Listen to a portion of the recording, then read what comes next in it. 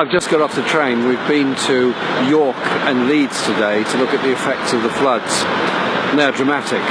There's flooding in York and flooding in Leeds, and amazing efforts made by volunteers to clean up people's homes and people's businesses to help them get through.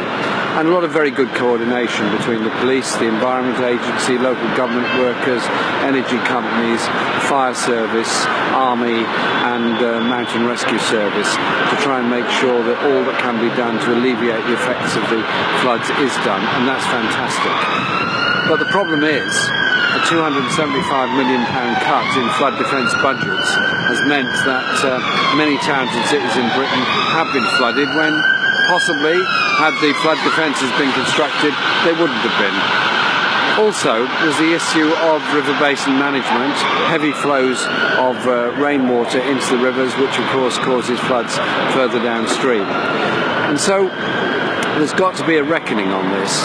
If we cut the budget for flood defences, cut the budget for local government, cut the budget for the fire service, close down fire stations, and cut the budget for the Environment Agency, something goes wrong at the end. People's homes get flooded, there are problems all over the country. So, in the follow-up to this, we've got to examine all of the issues of climate change, the issues of water runoff from the hills, the issues of river basin management, and of course, crucially, the issues of flood defences around all our major towns and cities. A lot of people have worked brilliantly, coordinating together, going beyond the limits of tiredness and endurance to try and make sure that people's homes are made safe. Sadly, not everyone's home was made safe, not everyone's business was made safe. We've got to and can do better.